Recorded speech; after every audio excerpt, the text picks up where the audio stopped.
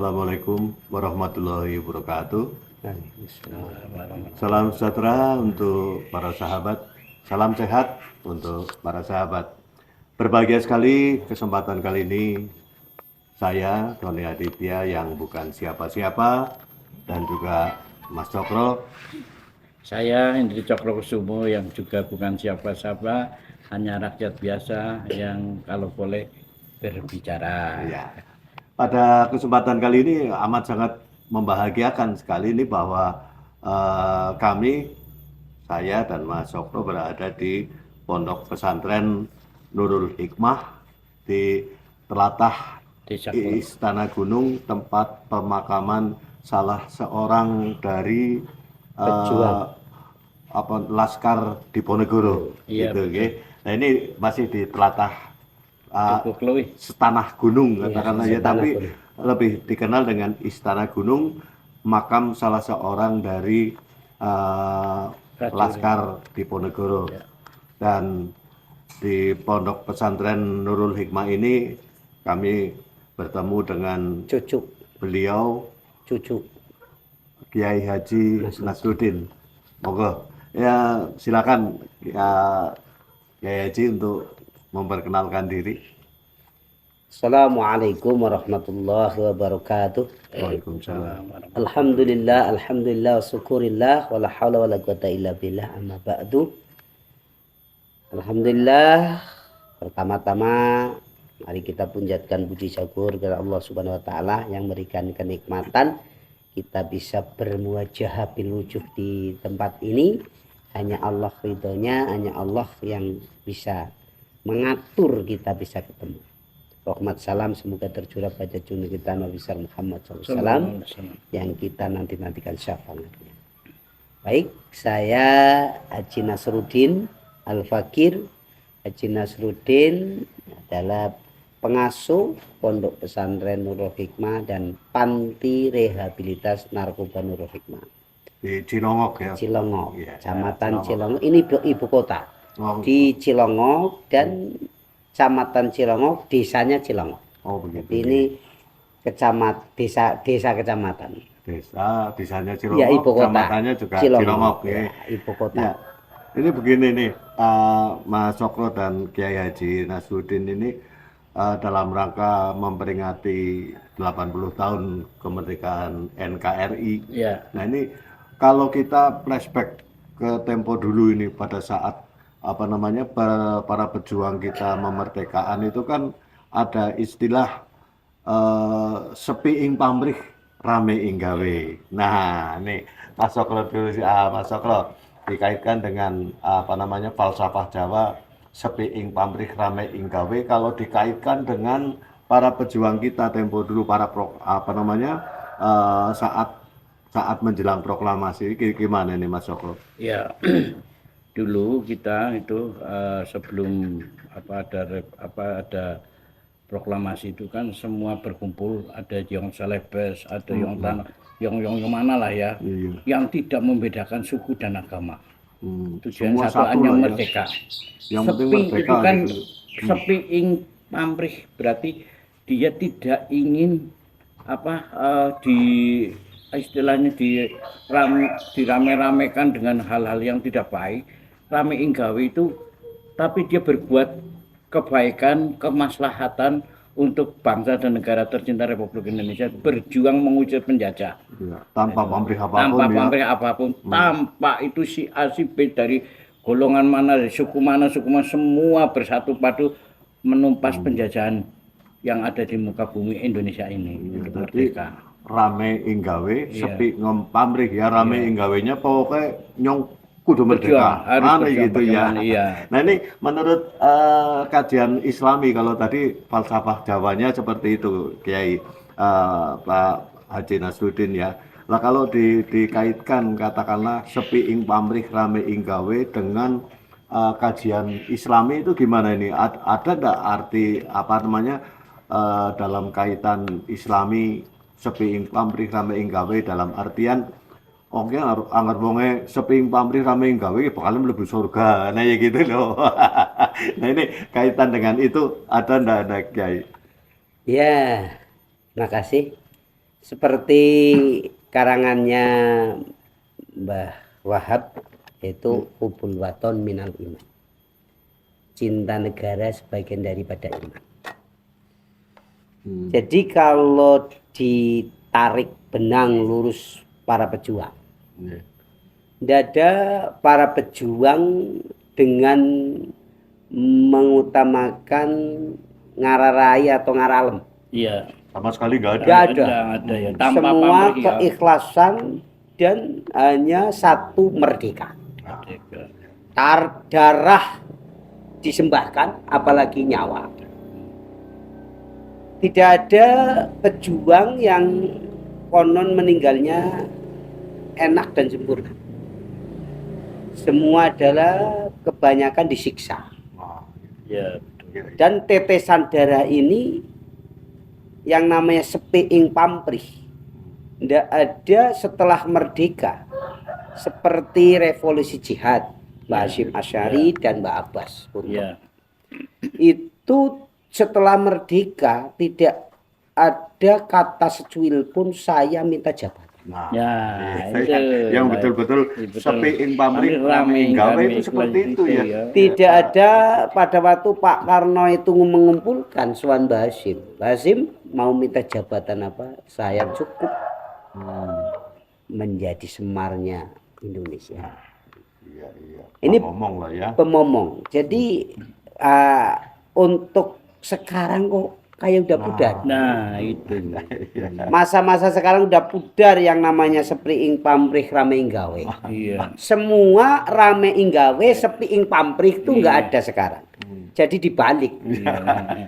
Sepiing gawe rame ing pamrih itu ya. Iya. Karena semua ngararai Iya. dan semua itu ngarah alam, Nah, Iya. semua itu ya adul jasa. Jadi tidak ada yang kayak dulu berjuang benar-benar lillahi ta'ala, nyawa ditaruhkan, Jihad bisa. jihad fisabilillah. Setelah merdeka tidak ada sepatah kata pun saya minta jabatan. Iya. iya, iya. Mungkin kalau seorang Jenderal Sudirman yang paru-parunya tinggal satu, Iya. gigih untuk memerdekakan Republik Indonesia yang tercipta ini, setelah merdeka biasa-biasa saja. Iya. Iya. Tidak ada kata-kata. Cukup dengan sematan Panglima Besar Jenderal Sudirman. Cukup itu saja sudah. Tidak kepengen menjadi wakil presiden, tidak kepengen jadi presiden. Iya. Iya, betul, betul. Ini intisari zaman dulu itu pejuang lillahi ta'ala. Iya, betul. Maka dari itu Mbah Wahab mengatakan ngarang hubbul watan minal iman. Cinta dari negara ini adalah sebagian dari iman. Oke, iya. Baik. Kalau ini sekarang kan kalau kita flashback lagi ke zaman tempo dulu, zaman perjuangan ini kan kita apa namanya tahu bahwa di Surabaya ini kan setelah kemerdekaan ya Kiai ya Pak Haji, setelah kemerdekaan kita ke Surabaya pada waktu itu kan katakanlah ingin dikuasai lagi kan Indonesia kan. ya. Nah ini Bung Tomo itu memekikan memekikan Allahu Akbar, Allahu Akbar. Nah sekarang ini kok kayaknya kalau dulu kan, wah ini merinding saya ini, Iya. mengingat kata-katanya. Allahu Bung Akbar, Tomo. tapi Allahu musuhnya Akbarnya Belanda. Betul-betul dari Iya. hati yang paling dalam gitu ya. Kalau sekarang kan kayaknya, mohon maaf ini ya Pak Haji bukan sedang merendahkan arti Allahu Akbar tidak, tapi sekarang kan sedikit-sedikit kalau ini Allahu Akbar, Allahu Akbar. Nah itu gimana ini menurut nanti menurut Mas Cokro dulu ini gimana ini kalau dikaitkan dengan falsafah Jawa ini memang apapun yang terjadi falsafah Jawa dengan Islam kan saling terkait. Ini Iya. gimana Mas Cokro menurut Jadi, pandangan kita juga penjenengan? flashback dulu ketika Jenderal Sudirman itu orang Muhammadiyah loh ya. Enggak. Itu tapi beliau karena di beliau itu minta berkirim surat kepada Ki Hasyim Asy'ari minta fatwa. Kiai, saya sebagai panglima besar di Republik Indonesia ini yang Republik Indonesia ini bukan negara agama, bagaimana hukumnya kalau saya melawan penjajah. Maka Mbah Hasyim Asy'ari memberi fatwa melawan penjajah adalah jihad fisabilillah. Maka seperti Pak Kiai bilang, timbullah gerakan jihad fisabilillah di mana tahun 45 yang nikah datang ke Surabaya diboncengi oleh sekutu, oleh pasukan Gurkha juga ingin menguasai Indonesia, tapi dengan arek-arek Surabaya Bung Tomo dan Pekik Allahu Akbar, Allahu Akbar, Allahu Akbar, sehingga bisa coba bayangin untuk waktu itu kita bambu runcing loh. Iya. Pasukannya kita itu enggak, tapi ada pasukan memang dari pasukan dari pesantren itu yang terkenal pasukan apa itu Pak Kiai yang jihad fisabilillah itu dari apa? Dari yang dari pondok Tebu Ireng itu. Kalau dari Tebu ya Hizbullah. Lah ya itu Hizbullah kan. Lah itu pasukan Hizbullah itu kan luar biasa itu. Nah, yang terjadi sekarang fenomena ini, mohon maaf sekali ya, sekarang ada yang menamakan, ya alhamdulillah sekarang sudah dibekukan lah dengan pakai Allahu Akbar menghancurkan dupeh kuwi dudu gelongane nyong. Nah, Iya kan? Iya. Allahu Akbar, orang ini dihancurkan. Musuhnya orang sama-sama orang Islam kok. Nah iya itu deh, Menganggap ya Habib itu loh yang itu, mohon maaf. maka dari itu mungkin karena apapun yang terjadi, senjata kita kan zaman dulu kan hanya bom bunuh, ini kok bisa menang. Ya itu karena pakai Allahu Akbar yang betul-betul dari hati sanubari yang paling dalam, dan Gusti Allah mesti melindungi kan gitu ya. Pak Kiai lebih tahu mungkin nanti ya. Menurut Pak Kiai gimana ini Pak Kiai Haji Nasruddin tentang pakai Allahu Akbar zaman Bung Tomo dengan, mohon maaf ini kalau sekarang saya tidak ingin menyebutkan itu pakik, tapi ya cuman asal ngomong kayaknya. Itu gimana ini? Ya, makasih. Kalau menurut saya, zaman dulu Bung Tomo itu mengumandangkan Allahu Akbar. Itu dengan ada image atau ma'unah cara Islam, khirah cara Islam. Itu mengorbankan orang seperjuangan. Memanggil untuk kita berjuang wasabilillah, membela negara. Allahu Akbarnya Bung Tomo itu dengan ada rangkaian dengan jihad wasabilillah, dengan resolusi jihadnya Mbah Hasyim Asy'ari. Jadi itu takbir Allahu Akbar benar-benar membawa semangat atau membakar semangat perjuangan atau memancing orang yang malas menjadi giat karena takbir Allahu Akbar.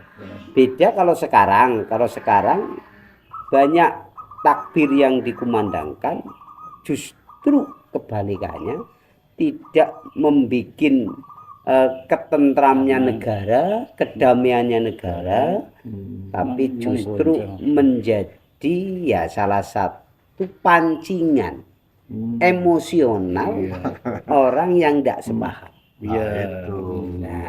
Kalau yang tidak sepaham merasa lawan ormas, lawan apa, itu akan terpancing. Terpancingnya berarti sudah dimulai gendang perang. Padahal kita syahadatnya sama, nabinya sama, Qur'annya sama. Itu bedanya Allahu Akbar Bung Tomo dan Allahu Akbar zaman sekarang. Jadi kalau kita pelajari, kita pikir heningkan, memang pada waktu Bung Tomo mengucapkan Allahu Akbar itu mengundang Hande Tolan untuk cancut Taliwondo. Nah, rawe-rawe rantas, malang-malang putu. Itu di situ itu apa pepatah yang ada di benak hati para pejuang itu, suatu karya nyata itu lebih bermakna dari 1000 kata-kata. Itu sama juga sama ing sempi ing pamrih rame ing gawe. Itu seperti itu ya. Nah, ini dari delik ini, maka dari itu sangat berbeda jauh untuk kita menikmati kemerdekaan ini harus diisi dengan apa yang kita cita-citakan, tidak perang lagi, tidak dijajah lagi, tinggal mengisi kemerdekaan sekarang itu. berat. termasuk tidak korupsi juga, Iya. termasuk inti Iya. memerdekakan atau mengisi kemerdekaan. Iya. Salah satunya Ya itu salah ya. satunya tidak korupsi, Iya, karena iya. ini negara sendiri. Iya. Dan di garis benang merah lagi, kalau Allahu Akbar memang artinya Allah Maha Besar. Ya. Nah, kalau Allah Maha Besar diucapkan dengan lantang atau kahanan perang, emergensi, itu sudah tidak ingat apa lagi. Maka dari itu orang Jawa, WC Jawa banyak sekali yang di bedil nggak masalah, ya. Di perang rapasa, di bom mantul-mantul. Ya. Ini termasuk dari apa namanya, pawitan atau sugesti. Dengan berpegang pada Allah. Allahu Akbar. Allah Dan Maha Besar sih, pada ya, waktu itu mungkin mohon maaf tidak hanya katakanlah kaum muslimin saja atau kaum muslim saja yang pada waktu itu di Surabaya, tapi tidak pandang bulu Bersatu. suku, Iya, bersatu. agama, Iya. bersatu dan meskipun Bersatu pada pakainya Allah Allahu Akbar, Akbar, ya iya. kan, kalau mohon maaf agama lain kan mengin puji Tuhan gitu, tapi tidak itu ya, Iya. dengan hanya cukup Allahu Akbar dengan sepenuh hati, wes tidak pandang bulu, yang penting Nah itu. bendera merah putih biru sobek birunya begitu ya. Nah ini kalau zaman dulu perjuangan pendahulu kita ya kayak itu kan terkait dengan falsafah Jawa sepi ing pamrih rame ing gawe. Kalau dikaitkan dengan zaman sekarang mungkin ini bisa dikatakan sepi ing gawe rame ing pamrih. Pamrih, Nah, iya. padahal ini hal yang amat sangat kontradiktif dengan apa yang diperjuangkan dulu ya.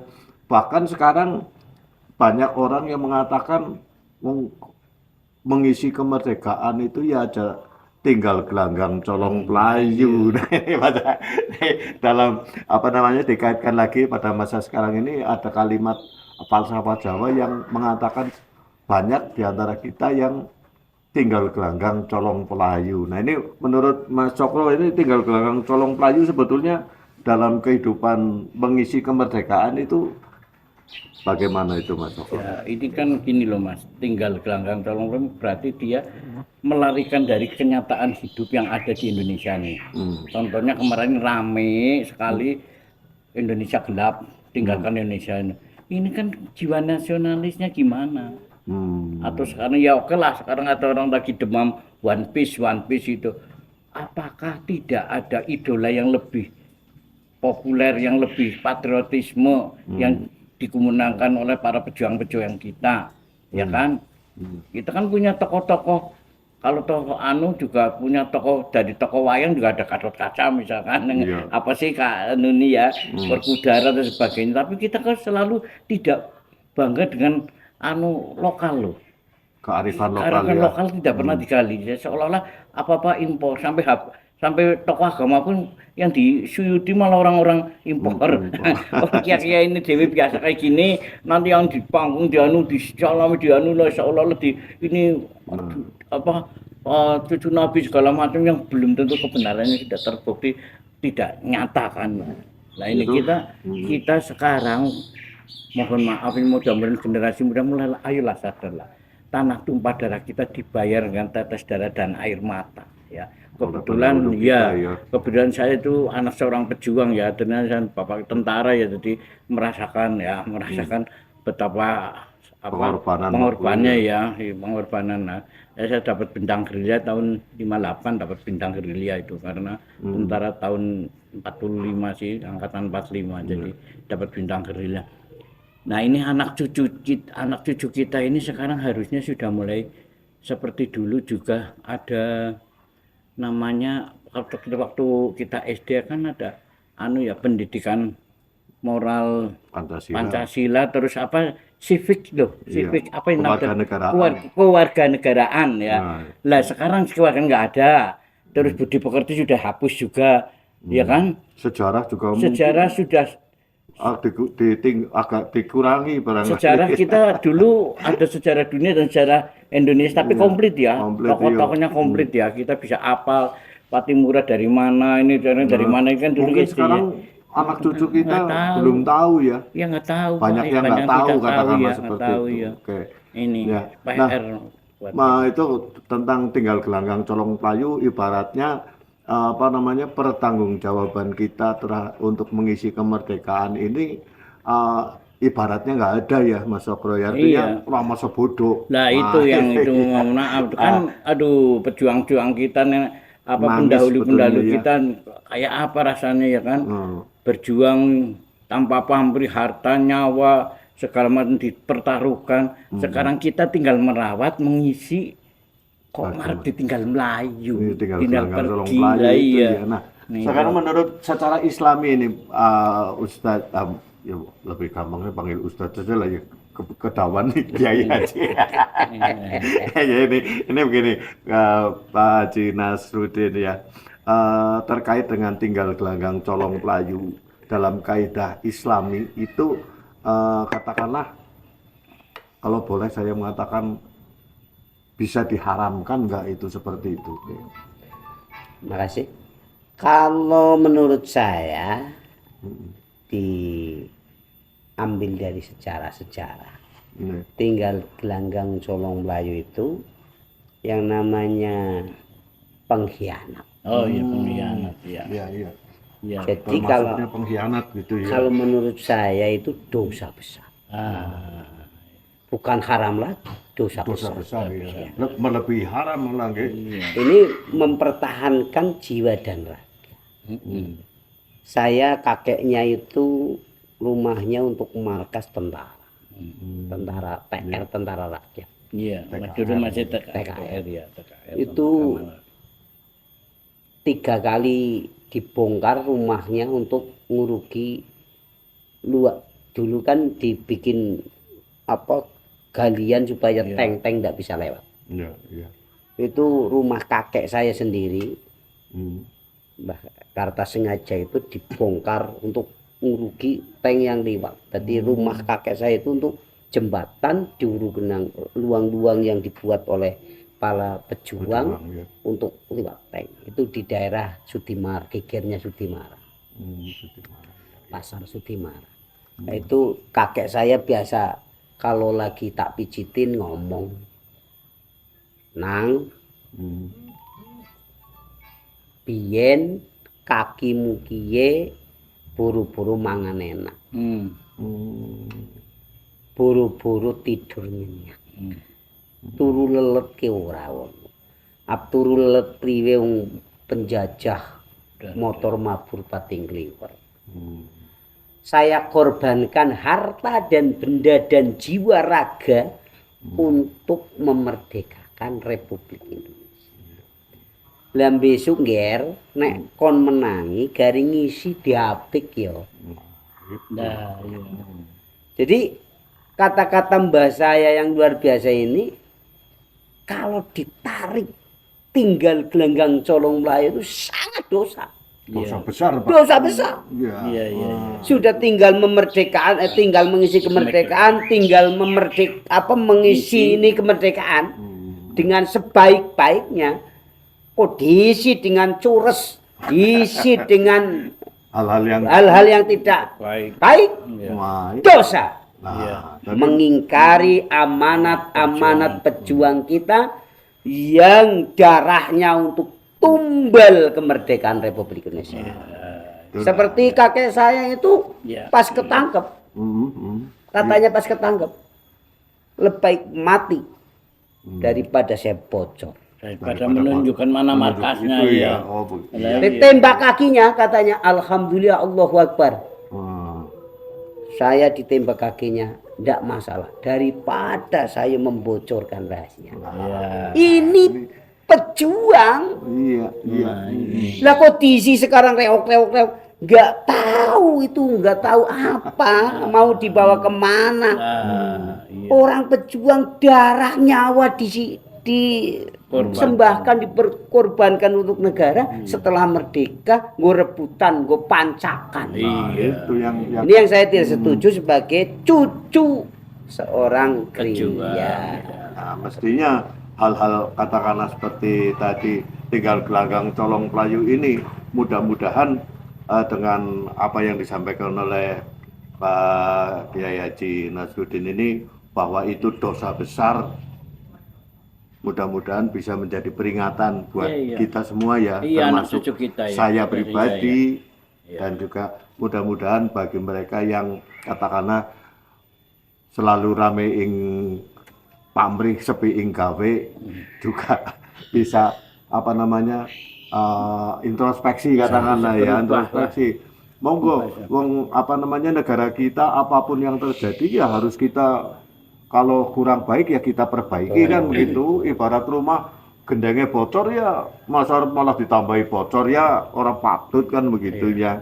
Nah, tentu saja karena saya bukan siapa-siapa, Mas Cokro dan juga bukan siapa-siapa, hanya kesempatan kali ini bertemu dengan beliau yang lebih mengetahui baik tentang apa namanya keislamannya ataupun juga sejarah yang pernah dialami oleh leluhur beliau, kiranya bisa menjadi apa namanya introspeksi kita lah ya. Muhasabah. Aku sih ngisi kemerdekaan kepriwe ya carane, karena ya gitu loh, kan berbagai macam cara ya, termasuk Kiai Haji Nasruddin ini caranya ikut mengisi kemerdekaan dengan membangun pondok pesantren, lalu apa namanya memberikan tempat rehabilitasi bagi korban narkoba. Nah ini kan zaman kemian dan perjuang yo kenal narkoba yo.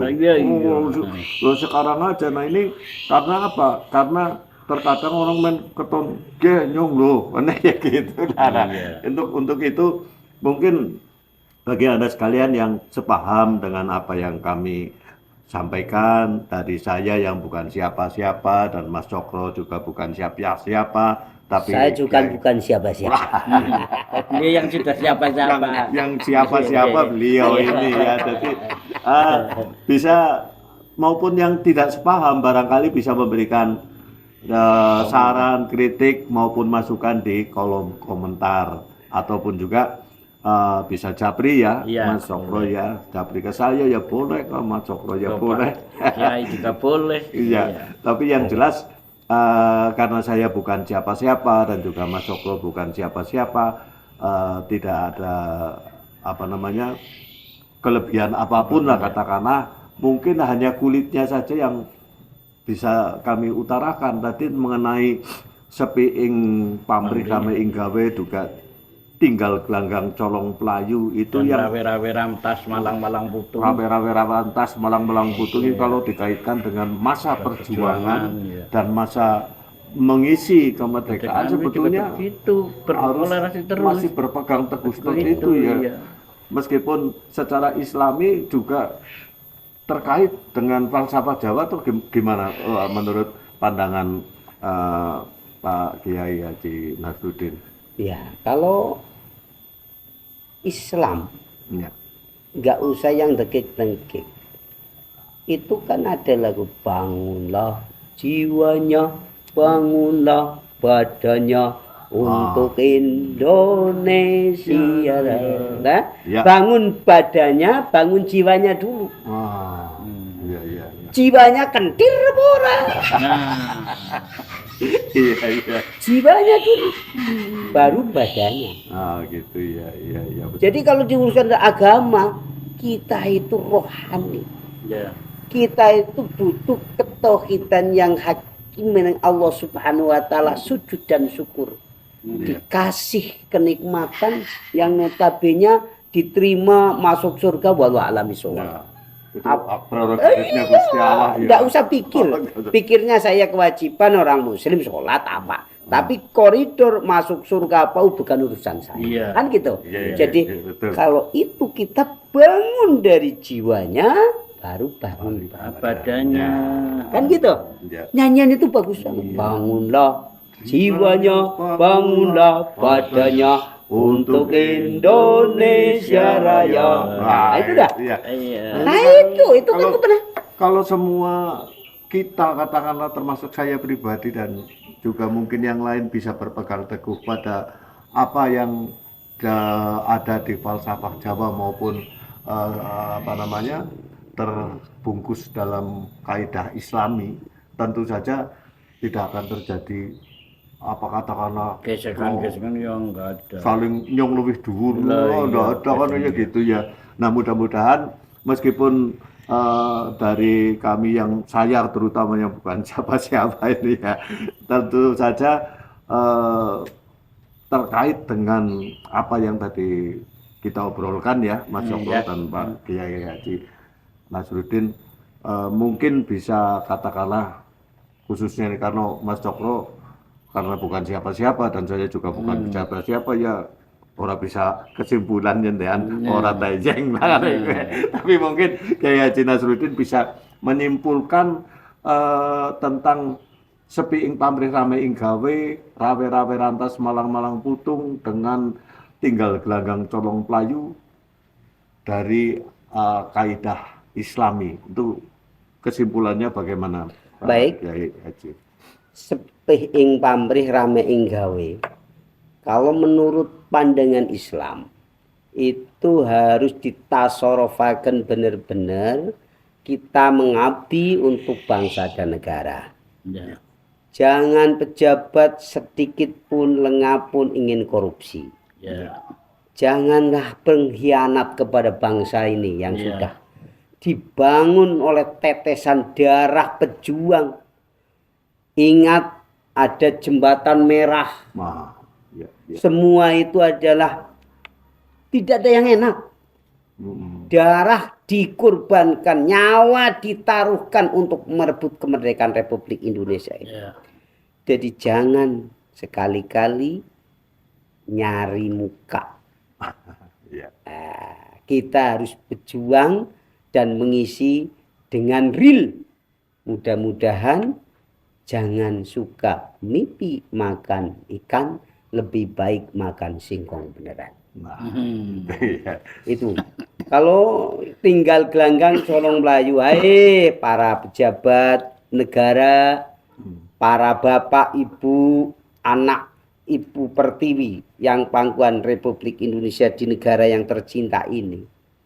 Mari kita jaga bersatunya kesatuan dan persatuan. Apa yang kita cari? Apa yang kita ributkan? Tinggal mengisi. Ya. Ibaratnya kita udah dikasih rumah, mari kita cat. Mari kita kasih kursi yang bagus. Ya. Mari kita kasih apalagi hiasan-hiasan yang enak, tikar yang empuk. Untuk pengisian perabot kemerdekaan ini ya ayo kita isi dengan hal-hal yang positif. Nah, terus tinggal belakang colong Melayu, jangan. Iya. Kalau ada masalah hadapilah dengan gentleman. Iya, betul. Semua ada hukum, semua ada tata caranya. Iya. Kalau memang tidak masalah, ada masalah yang dihadapilah dengan gentleman, insya Allah yang namanya wong bener lugur bekasar. Biasanya. Tidak akan kesisih. Ya. Pancen orang bener, pancen itu orang betul, dimanapun akan dicari. Ya. Petik ke titik, Petik ke titik, alani ketoro. Iya. Ini filsafat Jawa yang luar biasa. Ayo kayak ngendikane Kiai Semar. Eling lan Waspodo. Lah iya. Ya, itu. Jadi eling lan waspada itu filsafat Jawa yang sangat dalam. Eling kepada Allah, waspada pada lingkungan semua. Sama sanak saudara, sedulur, karena musuh satu itu banyak daripada teman 1000. Iya. Ayo kita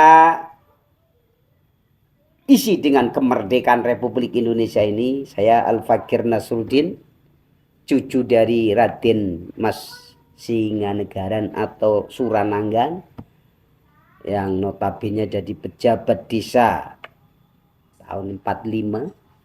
Alhamdulillah dengan izin Allah kita bisa ketemu ini. Saya insya Allah untuk ngasih semangat, mudah-mudahan kita bersatu, kita teguh, bercerai kita.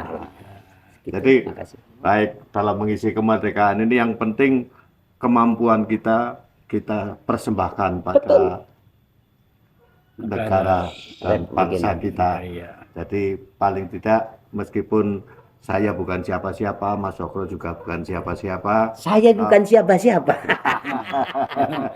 kiranya apa ya kemampuan kita, marilah kita sumbangkan tanpa ada pamrih apapun. Ya, Seperti itu kan. Kalau Iya, kita benar. berbuat sesuatu yang baik, tentu saja pasti ada imbalannya kan begitu. Oh, Dengan iya, iya. Allah tidak sare, Gusti Allah Iya, ora iya, sare iya. kok. Wong kowe wis berjuang iku masih ya oleh apa-apa kan. Meskipun dari siapa-siapa ndak dapat, tapi dari Gusti Allah kan mesti dapat Iya. gitu ya. Mungkin